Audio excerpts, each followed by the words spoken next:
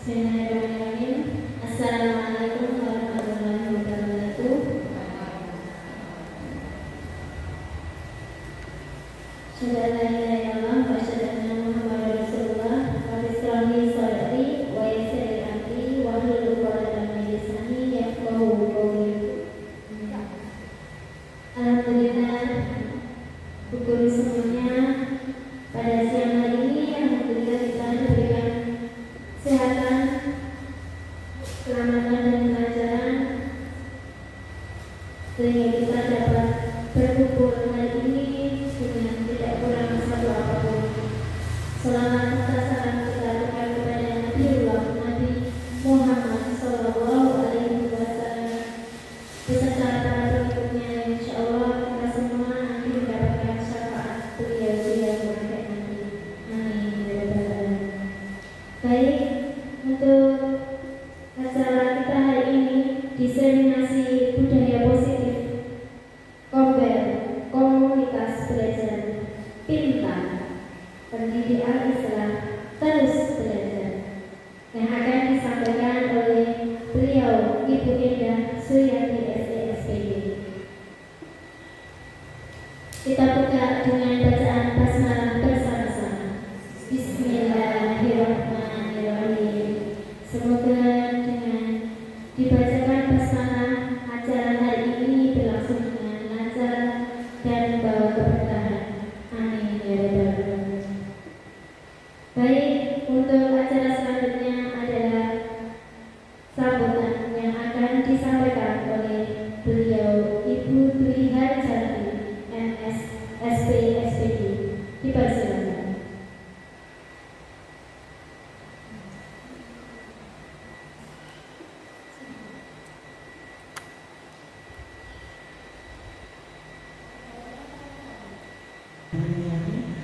Assalamualaikum warahmatullahi wabarakatuh.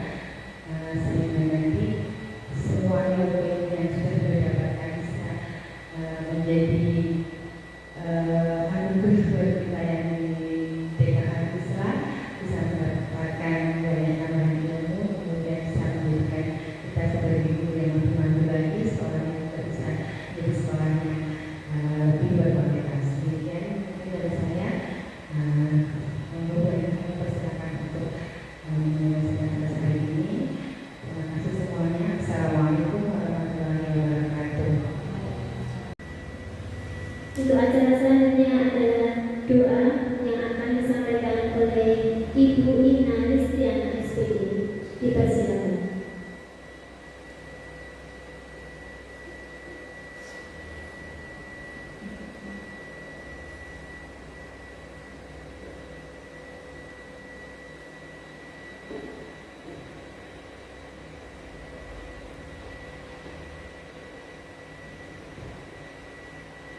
Bismillahirrahmanirrahim. Assalamualaikum hafidina lil Qur'an wa sunnah fuqaha abidin mubarakan khairuhu. Rabbana atina fid dunya hasanah wa fil akhirati hasanah wa qina adzabannar. Ya Allah, kabulkan doa kami. Amin amin ya rabbal alamin.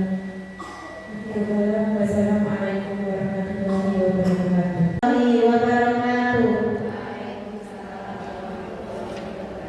Alhamdulillahirabbil alamin wassalatu wassalamu ala asrofil anbiya'i wal mursalin wa ala alihi wa ashabihi ajma'in amma ba'du.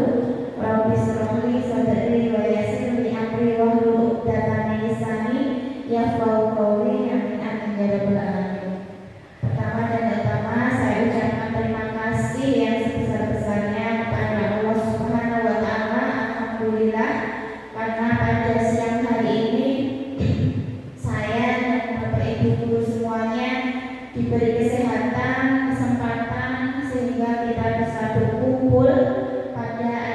diseminasi budaya positif dan berbagi praktik baik penerapan budaya positif di sekolah di komunitas belajar pintar, yaitu pendidik Al-Hikmah terus belajar. Baik Bapak Ibu, pada hari ini kita akan belajar bersama tentang apa itu budaya positifnya. Kemudian yang kedua, salam serta salami. Baik Bapak Ibu, hari ini kita akan belajar seperti yang tertera di judul di depan, bahwa hari ini adalah pengibasan atau diseminasi ilmu yang sudah saya dapatkan dalam belajar di pendidikan guru penggerak.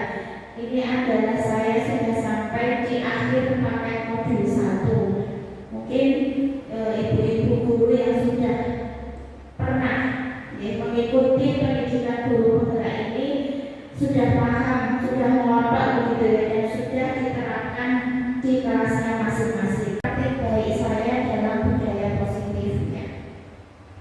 Nah, Bapak Ibu, sebelum kita masuk ke dalam materi, marilah kita semuanya kita duduk. Ada? Kita dengarkan alunan musik.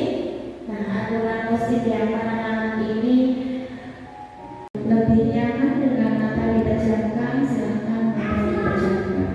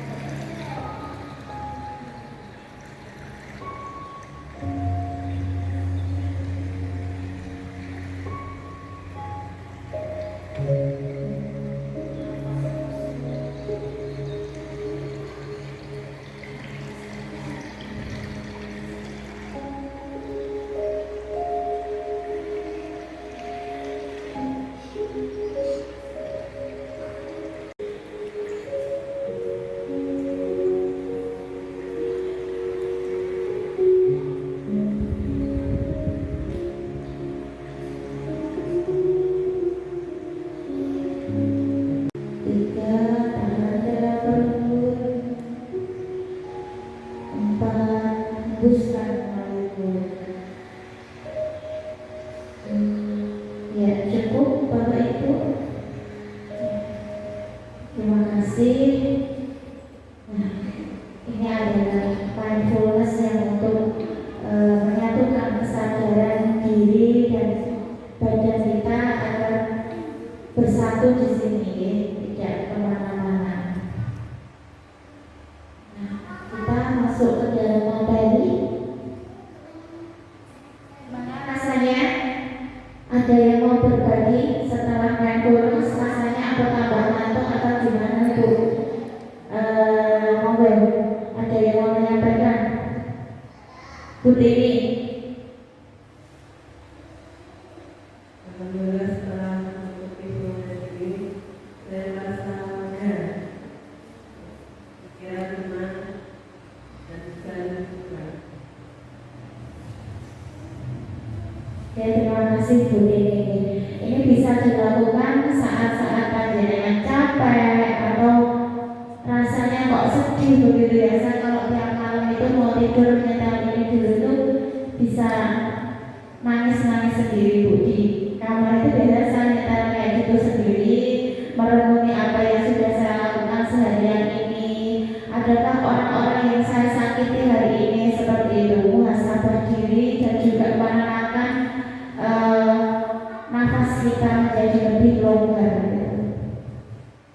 Ya Bapak Ibu, dalam konsep inti budaya positif itu ada 6 Bapak Ibu. Nah yang pertama yaitu disiplin positif. Jadi materi ini nanti kita akan membahas 6 judul. Semoga banyak, tapi semoga bisa meresap ke Bapak Ibu semuanya karena sudah sering dilakukan di sekolah. Yang pertama yaitu disiplin positif dan nilai-nilai kebajikan. Nah mungkin Bapak Ibu baru mendengar apa sih nilai disiplin positif, apa nilai-nilai kebajikan. Dan ini kata-kata istilah-istilah baru yang ditemukan di pendidikan guru penggerak. Kemudian ada teori motivasi, hukuman, dan penghargaan. Nah teori motivasi, hukuman, penghargaan ini yang mungkin masih kita gunakan di sekolah. Kemudian keyakinan kelas, kebutuhan dasar manusia, posisi kontrol, dan juga restitusi. Nah ada 6 materi yang nanti 6 judul konsep inti budaya positif yang akan kita kupas pada hari ini.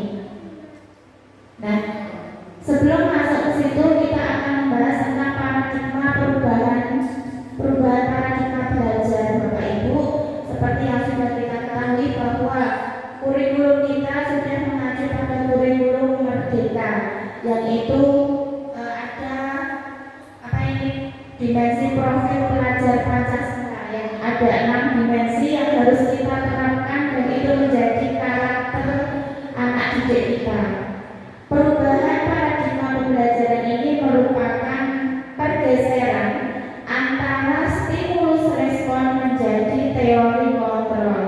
Pembelajaran dirancang berdasarkan prinsip pembelajaran yang berpihak pada murid dan berdiferensiasi, sehingga setiap murid akan belajar sesuai dengan kebutuhan dari tahap perkembangannya sesuai teori psikologi modern untuk mewujudkan profil pelajar Pancasila. Ini Bapak Ibu kita pahami dulu bahwa perubahan paradigma belajar ini sudah kita mulai sejak kita menerapkan kurikulum merdeka. Kita sudah berusaha dengan pembelajaran yang berpihak kepada murid dan juga pembelajaran yang berdiferensiasi. Pembelajaran berdiferensiasi Bapak Ibu sudah paham ya? Sudah paham? Nah, apa Bapak Ibu pembelajaran berdiferensiasi ini? Pembelajaran yang sesuai dengan minat dan bakat anak dan juga gaya belajar anak. Kita sesuaikan dengan minat, bakat, dan gaya belajar anak. Insya Allah kita sudah berusaha untuk mewujudkan itu. Nah Bapak Ibu, untuk membentuk lingkungan positif dalam belajar yaitu aman dan nyaman, itu akan melahirkan generasi ini yang diharapkan adalah siswa yang mandiri, bertanggung jawab, dan merdeka. Merdeka di sini artinya bukan bebas bermain tanpa aturan, tapi merdeka di sini yaitu merdeka memerintah dirinya sendiri. Jadi anak-anak itu tanpa diperintah mereka sudah tahu, oh seperti ini salah. Jadi mereka bebas dari tekanan seperti itu dan juga berpikir kritisnya.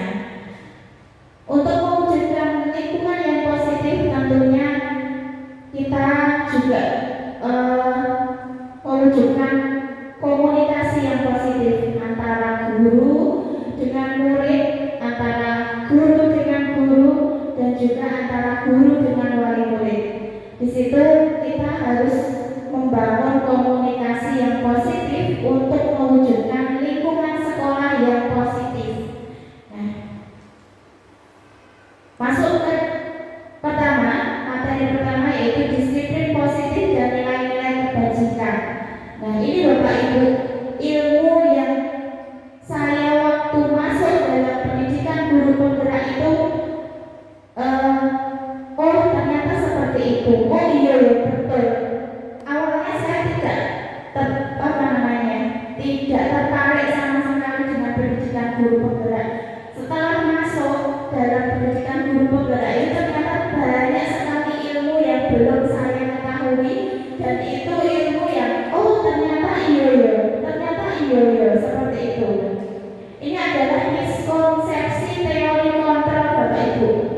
Coba Bapak Ibu silakan satu temannya menggenggam tangannya sendiri.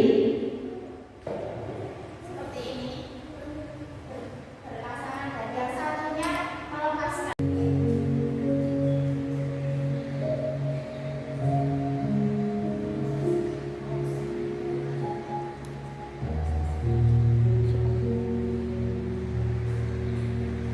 Yang melepaskan. Nah, coba. Silahkan berpasangan, salah satu yang menggenggam, salah satu berusaha untuk melepas genggaman itu. Ya, silakan.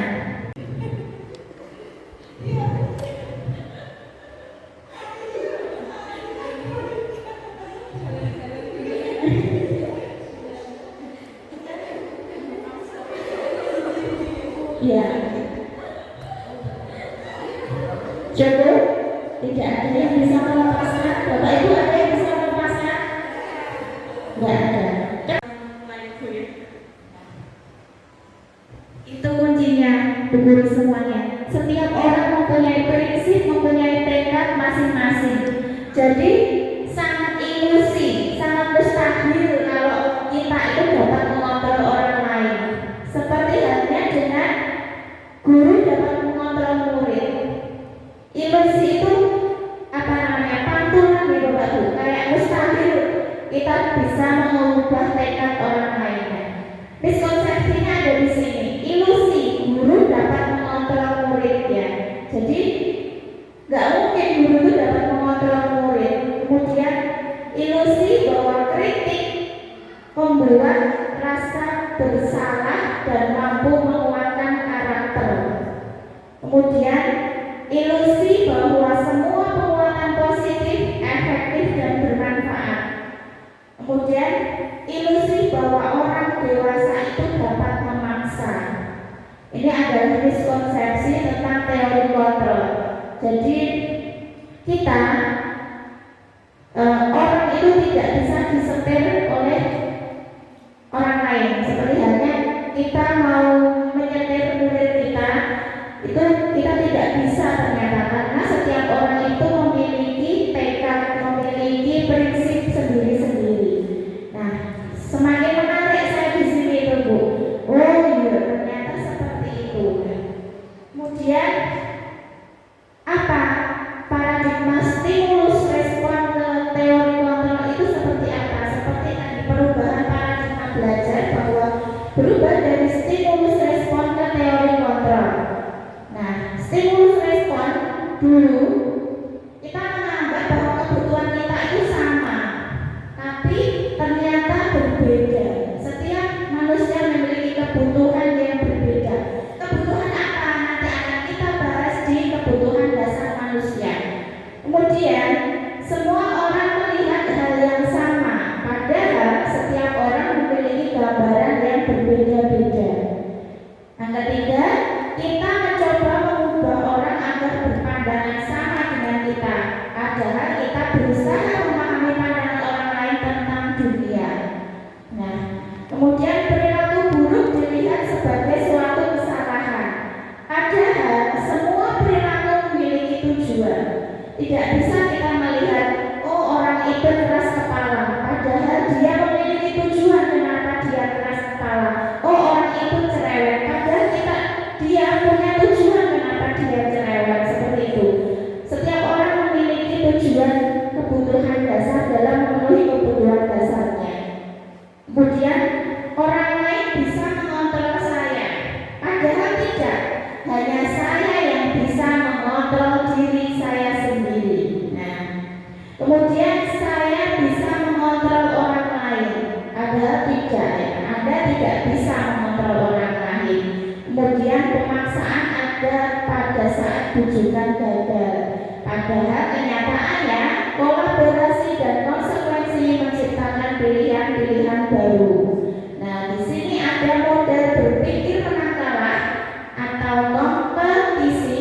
Nah, padahal kita berpikir untuk model win-win solution, menang-menang. Nah, kita berpikirnya menang-menang Bapak Ibu sekarang, bukan menang kalah. Nah, maka dari itu anak-anak kita ajari untuk berkompetisi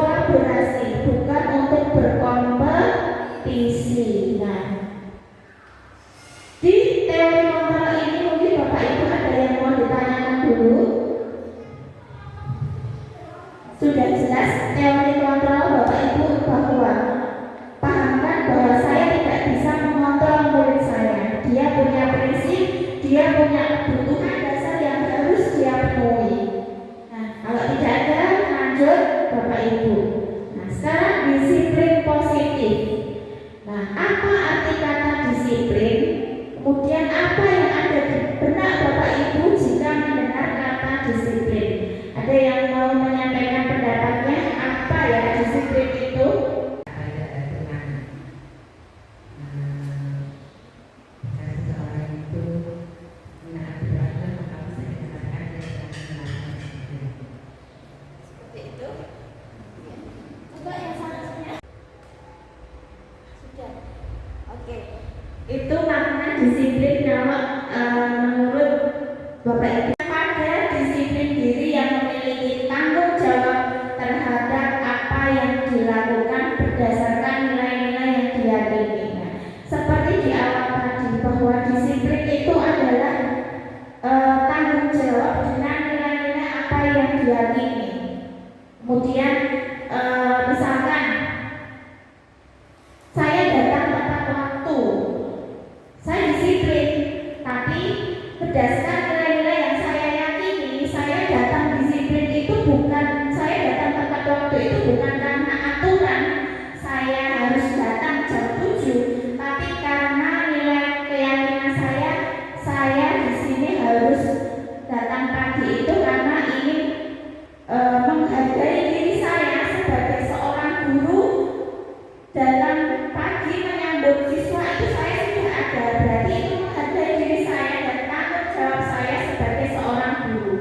Di situ adalah makna disiplin. Kita belajar untuk bertanggung jawab dengan apa nilai-nilai yang kita yakini, nilai-nilai yang kita yakini. Nah, ini adalah ilmu baru juga Bapak Ibu.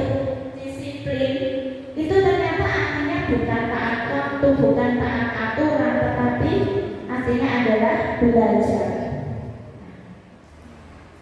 Kemudian disiplin positif merupakan salah satu cara menerapkan disiplin yang bertujuan untuk menumbuhkan kesadaran serta memberdayakan peserta didik tanpa imbalan, tanpa penghargaan, dan tanpa hukuman.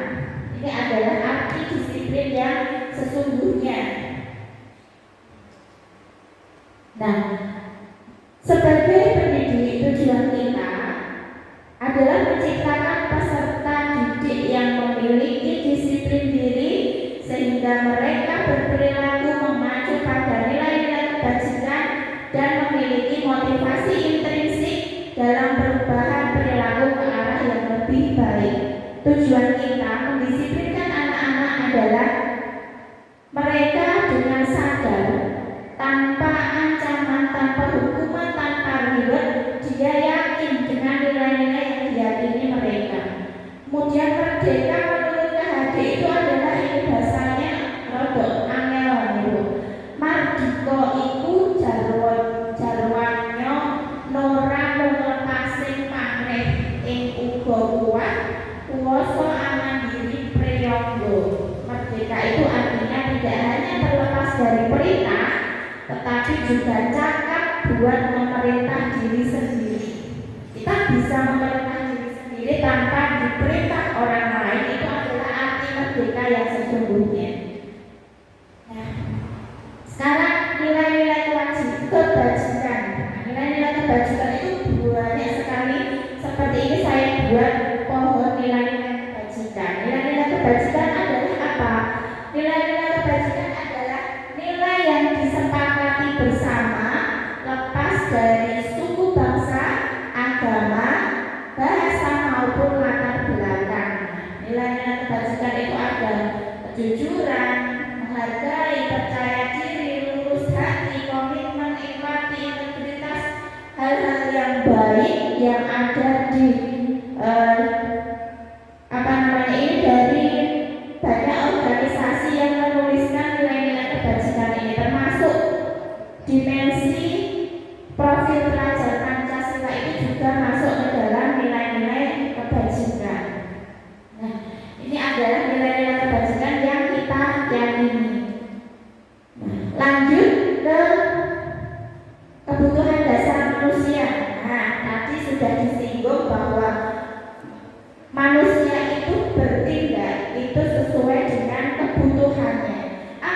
kebutuhan dasar manusia dan budaya berkualitas itu. Kebutuhan dasar manusia adalah segala sesuatu yang kita lakukan untuk mendapatkan apa yang kita inginkan. Semua tindakan manusia memiliki tujuan tertentu dan semua usaha terbaik yang kita lakukan adalah dalam rangka agar kebutuhan dasar kita terpenuhi dengan baik. Nah, ini adalah kebutuhan dasar manusia. Kebutuhan dasar manusia itu apa, Bapak Ibu? Bukan sandang, pangan, papan ya. Ada yang lebih penting ternyata dari itu. Nah, ini Bapak Ibu, kebutuhan dasar manusia itu ada 5. Ada kasih sayang dan rasa diterima, kemudian kebebasan, kesenangan, kekuasaan, dan yang paling pokok adalah bertahan hidup. Mereka memenuhi kebutuhannya untuk bertahan hidup. Seperti itu adalah kebutuhan dasar manusia sesungguhnya. Nah, sekarang kita masuk ke teori motivasi, hukuman, penghargaan, dan restitusi. Sebelum kita masuk di situ, Bu Puji, ada yang mau ditanyakan dulu? Jangan ngantuk Bu, pokoknya ikut materi saya. Ngantuk nanti dapat mem.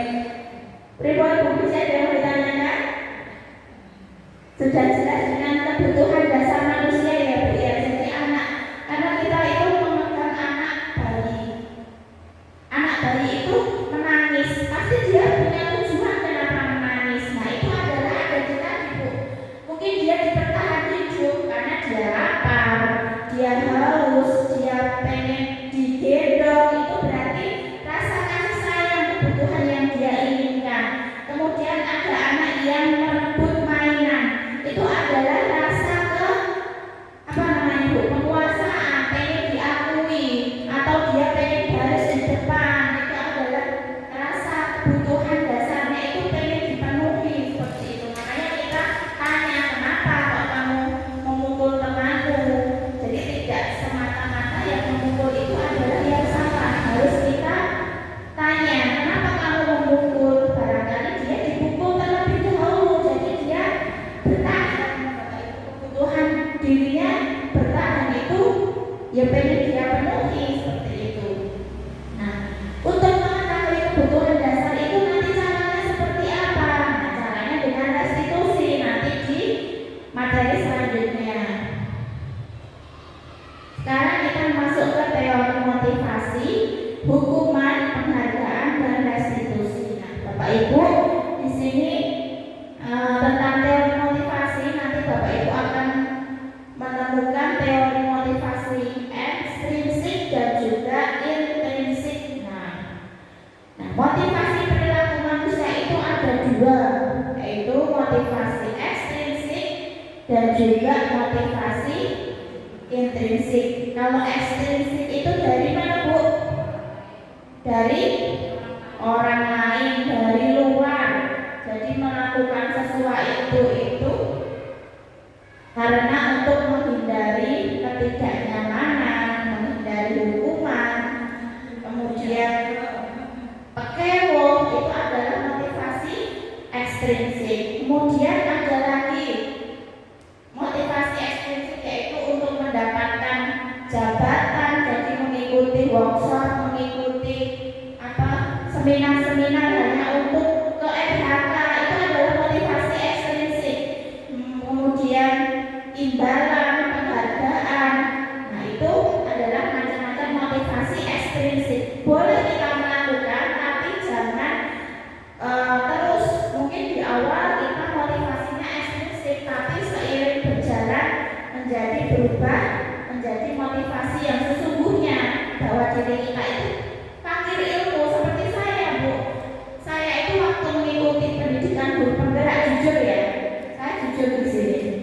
Awal saya masuk di pendidikan guru penggerak itu karena saya pekewo dengan Bu Jati dan Bu Ika. Kenapa pekewo? Mosok guru saya 2 masuk di guru penggerak, kayak saya mau daftar guru penggerak kan nggak bisa loh. Akhirnya ada panggilan pengajar praktik, saya coba di situ. Nah itu awalnya itu saya motivasi ekstrinsik.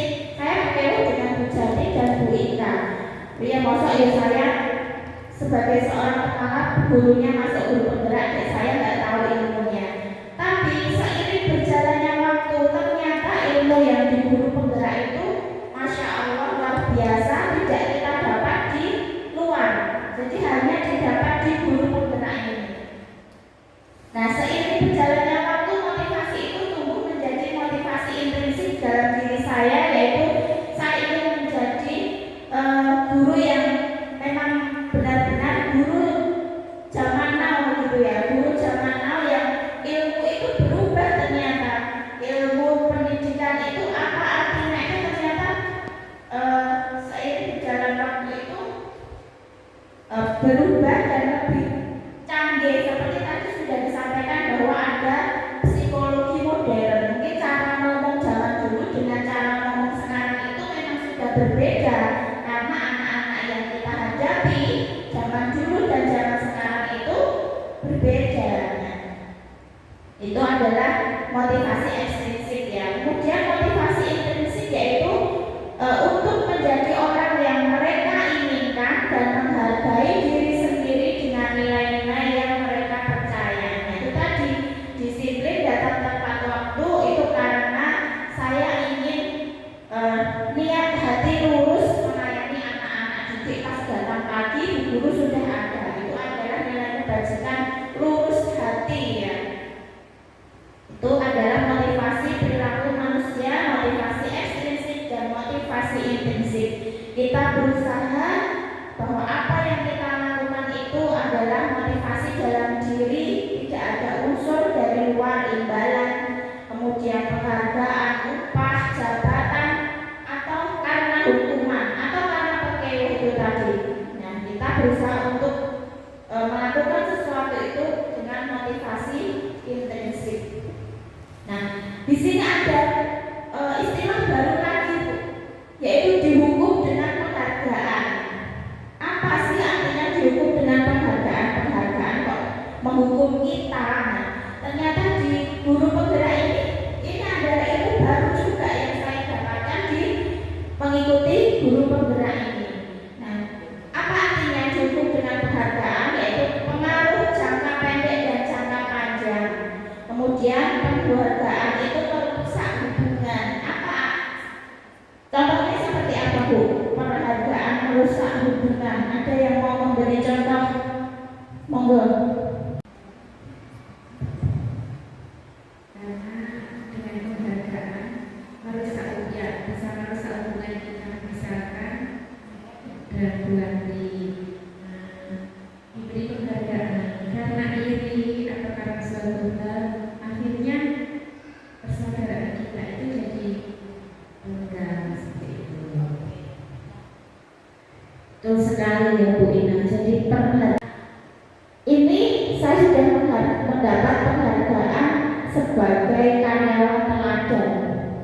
Itu akan menghukum diri kita sendiri. Mosok ya aku karyawan teladan arep ngene, mosok aku arep karyawan teladan mau seperti itu, akan menghukum diri kita sendiri. Meskipun itu hal baik ya Bu ya, yang kita berikan itu adalah hal yang baik. Kemudian penghargaan itu mengurangi ketepatan. Penghargaan menurunkan kualitas, dan penghargaan itu mematikan kreativitas.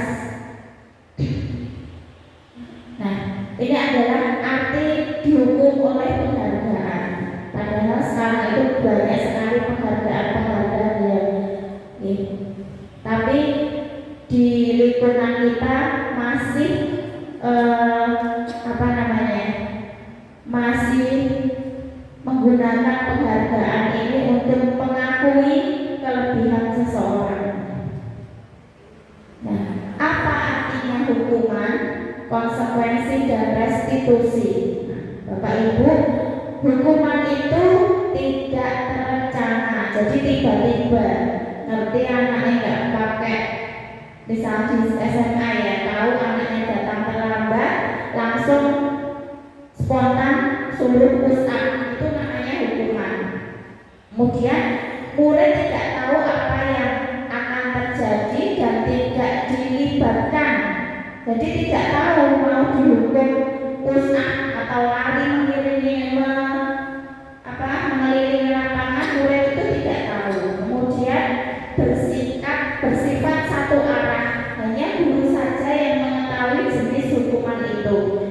Kemudian berupa hukuman fisik atau psikis, itu adalah arti dari hukuman. Kemudian konsekuensi.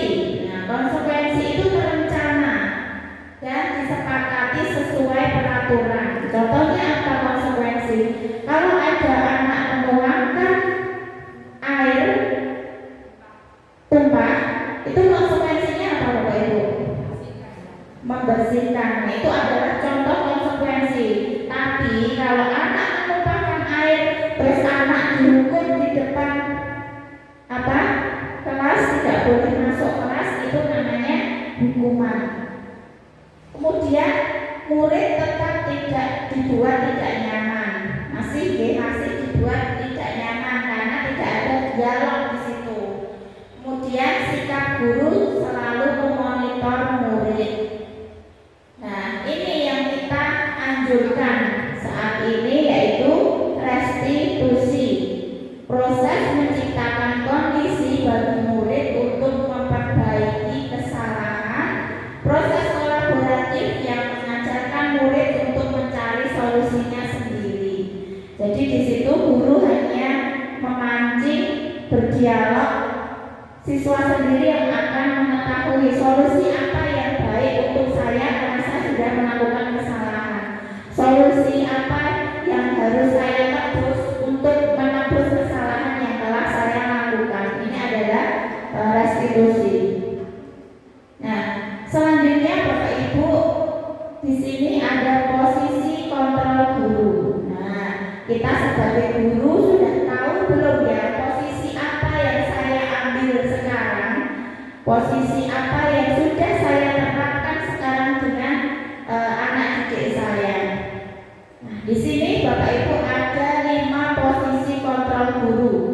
Yang pertama yaitu penghukum, kemudian pembuat rasa bersalah, ada sebagai teman, pemantau, dan manajer. Kira-kira Bapak Ibu, sebelum saya lanjut ke slide berikutnya, posisi mana yang paling baik untuk anak didik kita? Saat manajer, mengebuati.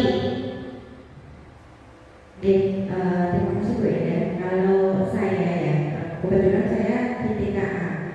Kalau di awal-awal ini saya posisikan diri saya sebagai teman, karena kita belum memahami karakter anak itu ya, mulai gimana gitu. Jadi saya memposisikan diri saya sebagai teman terlebih dahulu agar anak-anak itu merasa nyaman berada di sekolah bersama guru. Nanti seiring berjalannya waktu akan berubah lagi posisi saya, berubah lagi menjadi manajer kayak gitu.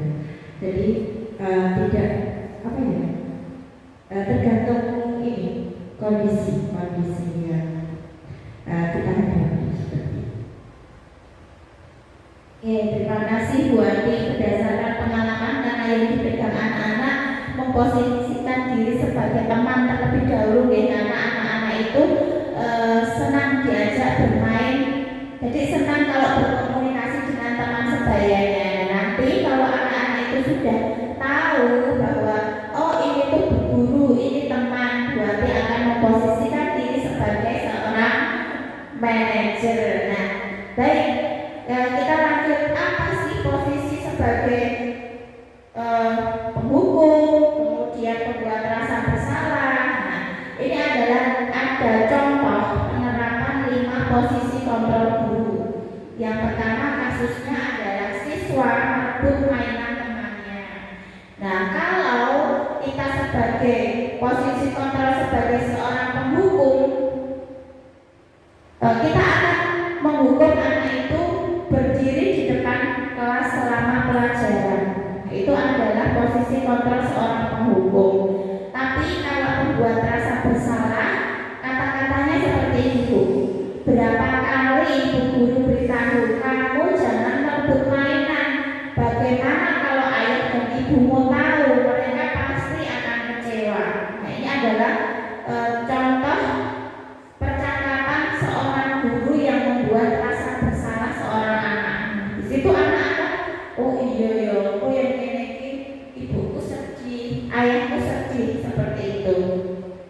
Kemudian untuk posisi sebagai teman,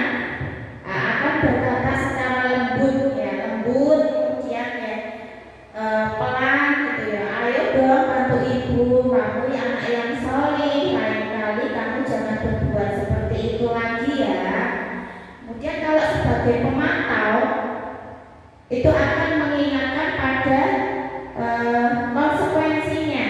Nah, kamu sudah melanggar peraturan kelas kita, kamu tahu konsekuensinya. Kamu bermain sendiri dulu sebelum kamu soli. Nah, itu adalah konsekuensi.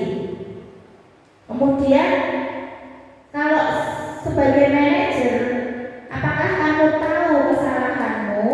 Kira-kira bagaimana kamu memperbaiki kesalahanmu itu? Kamu masih ingat dengan keyakinan kelas kita? Nah, posisi apa yang ingin saya ambil di situ? Monggo, itu kita sebagai seorang guru jangan sampai mengambil posisi kontrol sebagai seorang penghukum dan membuat rasa bersalah, karena di situ anak akan selalu teringat sampai nanti dewasa. Maksimal manajer, minimal kalau kita masih TK ya teman ya teman, tapi jangan terlalu dekat ya, karena bisa jadi anak-anak tidak menghargai kita. Kemudian, nah ini Bu, coba ini ada kuis ya. Saya kecewa sekali dengan kamu. Itu posisi kontrol apa Bu?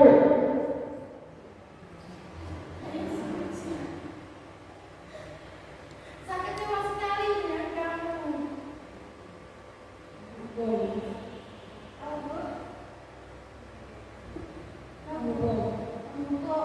Kamu enak ada yang mau sepakat menghukum Bapak Ibu? Ada, kenapa Bu?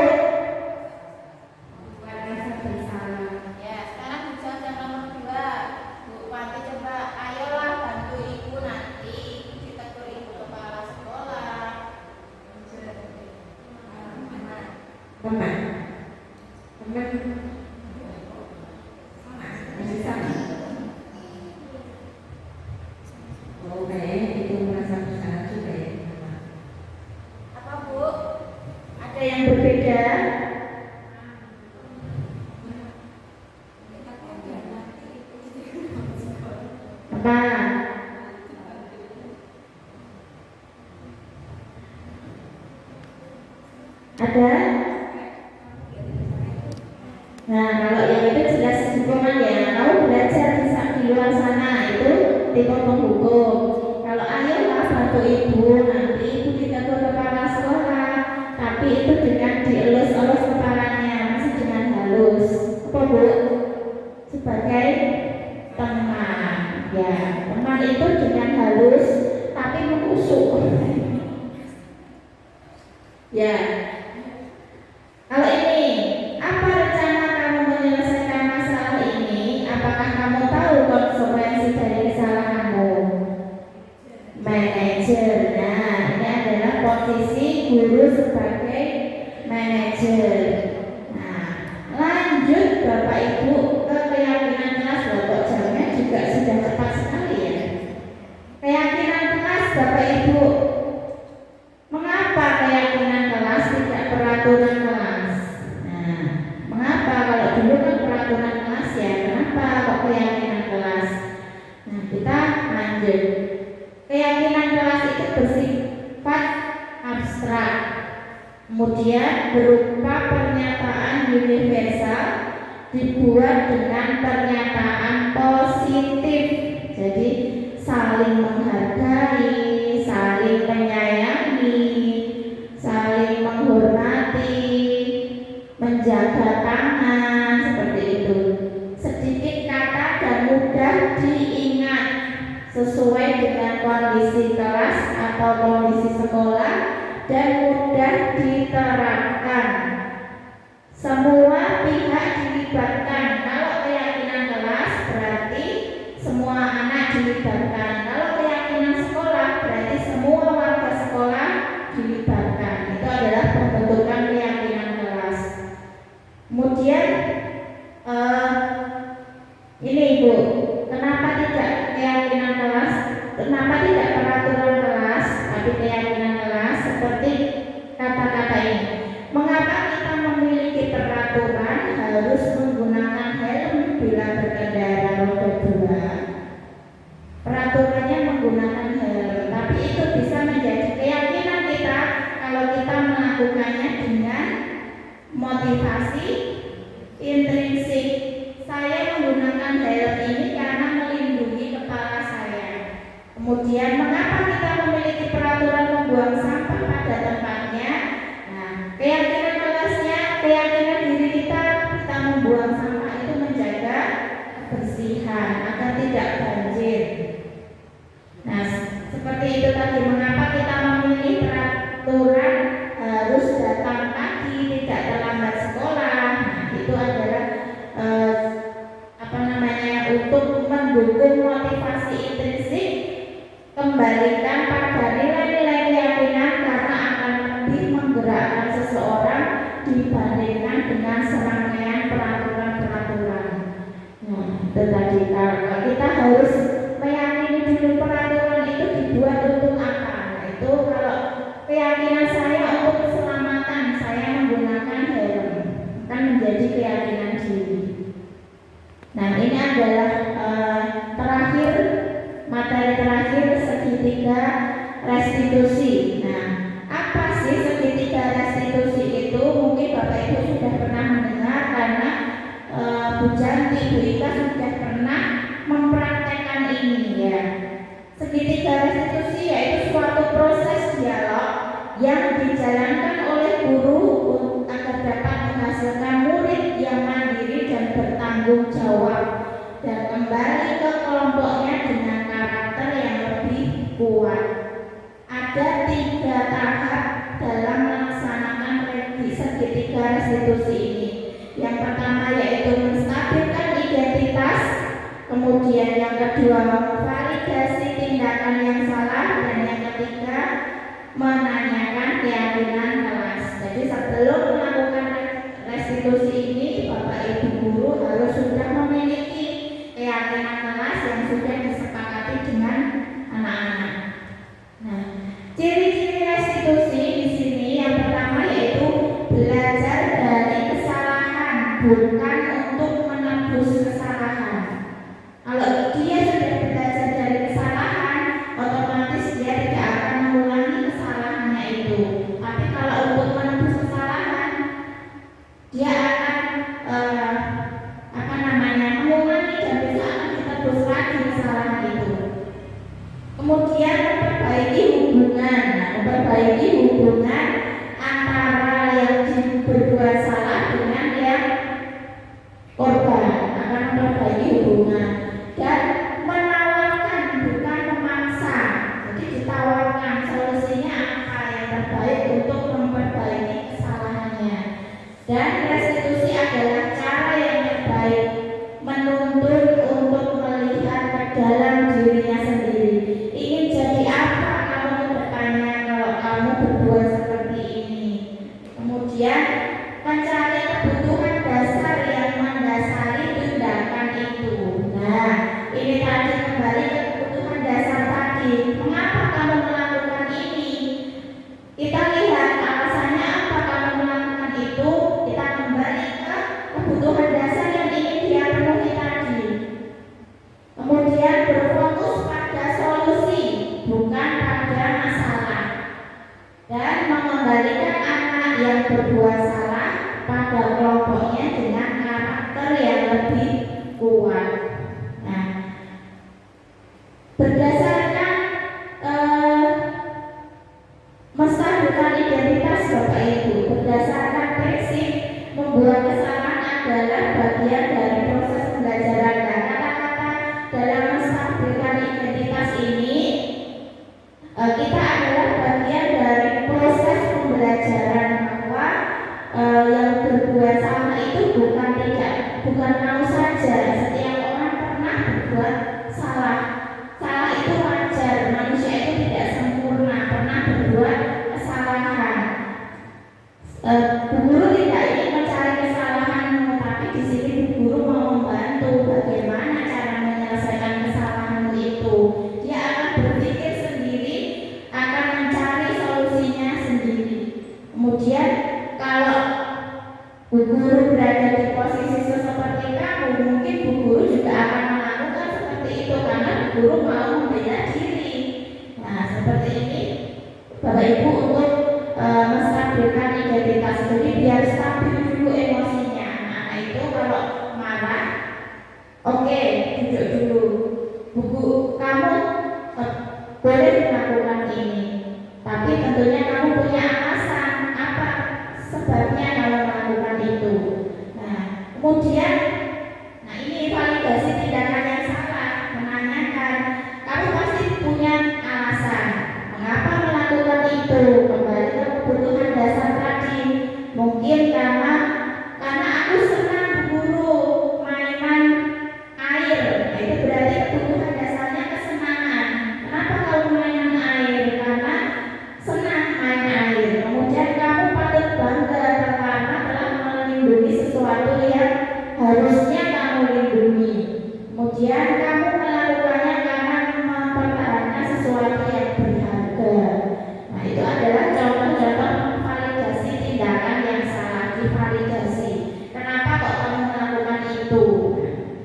Pasti akan kembali ke tujuannya. Dia punya tujuan dalam melakukan itu. Dan yang terakhir, nah, dalam mencari solusi kita akan menanyakan, masih ingat tidak dengan keyakinan kelas kita, bahwa misalkan tadi merebut mainan, ya Bu, keyakinan kelas kita mainnya harus bergantian. Kemudian nilai apa yang telah disepakati, seperti apa gambaran sebuah kelas dan ideal menurut kamu. Tapi kalau anak-anak cukup, kamu ingat nggak dengan keyakinan kelas kita, mereka akan mengingat-ingat. Nah, ini adalah contoh penerapan segitiga restitusi yang sudah saya lakukan.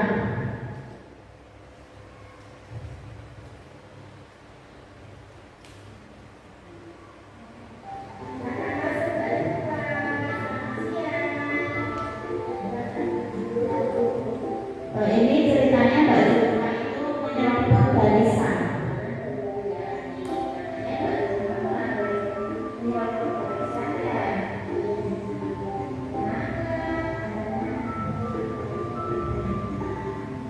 Karena pengen baris yang paling depan. Karena nggak mau antri dia.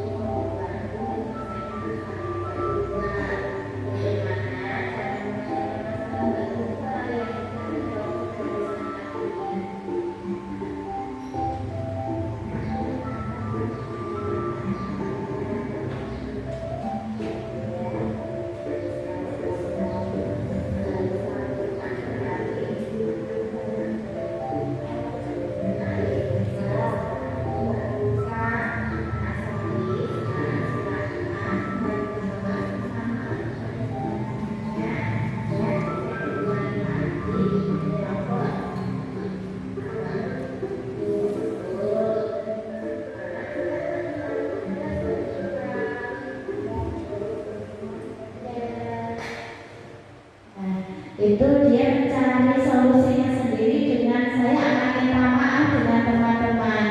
Nah, besok lagi kalau Mbak Zulfa pengen baris yang paling depan, berarti aku harus datang lebih awal. Nah, dia akan mencari solusinya sendiri. Ini ya Zulfa itu ngalir, alhamdulillah bisa menjawab pertanyaan itu dengan sesuai dengan apa yang saya tanyakan. Nah, itu adalah contoh penerapan segitiga restitusi.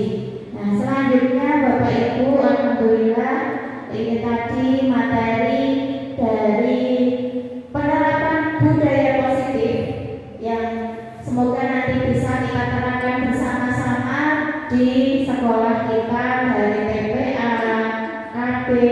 TK. Restitusi itu bisa dilakukan untuk anak kecil sampai dewasa.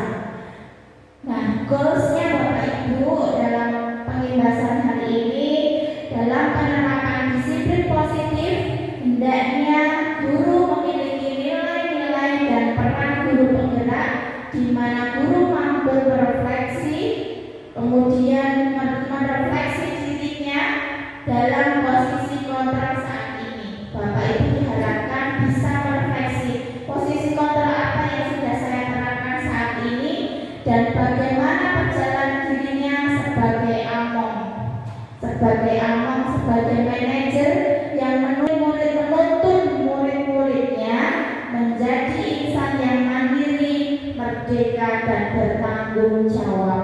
Di sini adalah tujuan kita untuk pendidikan kita menjadi pendidikan yang sesuai dengan KHD, pendidikan yang menuntun. Nah, sudah Bapak Ibu, terima kasih atas perhatiannya dan saya mohon untuk Bapak Ibu bisa refleksi. Bunda Nada bisa dikirimkan linknya tadi di guru Alisa ya. Refleksi untuk kegiatan kita hari ini.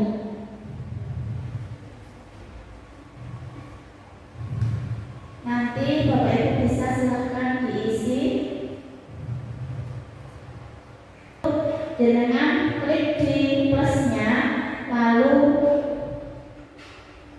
ditulis di situ. Nah, di situ ada refleksi untuk pengibasan kita hari ini. Bagaimana perasaannya, kemudian hal baik apa saja yang sudah didapat, dan hal buruk apa yang akan panjenengan tinggalkan setelah memahami budaya positif hari ini, dan apa yang akan diterapkan setelah mendapat materi budaya positif hari ini. Sambil menunggu refleksi Bapak Ibu mengisi, saya ucapkan terima kasih yang sudah menyempatkan waktunya pada siang hari ini. Kita bisa belajar bersama tentang budaya positif dan semoga komunitas belajar ini akan terus berlanjut dengan materi-materi yang menarik tentunya dan bisa menambah ilmu ke kita. Kita terus belajar menjadi guru pembelajar sepanjang hayat. Saya akhiri, mohon maaf apabila ada kesalahan dan kekurangan dari saya. Billahi taufiq wal hidayah. Wassalamualaikum warahmatullahi wabarakatuh. Alhamdulillahirrahmanirrahim. Acara sudah terlampau dengan baik. Semoga apa yang disampaikan oleh beliau Ibu Indah Suyanti SPD memberikan keberkahan dan ilmu yang diberikan oleh beliau kita dapat menyerapnya dengan sebaiknya dan teraplikasi dengan baik di sekolah kita. Semoga Al-Islam semakin jaya, semakin bertambah, terus belajar dan semakin hebat untuk membersamai anak-anak generasi penerus bangsa. Baik, terima kasih. Kurang lebihnya dari saya mohon maaf. Kita tutup acara kita hari ini dengan bacaan hamdalah dan doa kafaratul majelis. Alhamdulillahirabbil alamin. Subhanallahumma wa bihamdika asyhadu an la ilaha illa anta astaghfiruka wa atubu ilaik. Billahi taufiq wal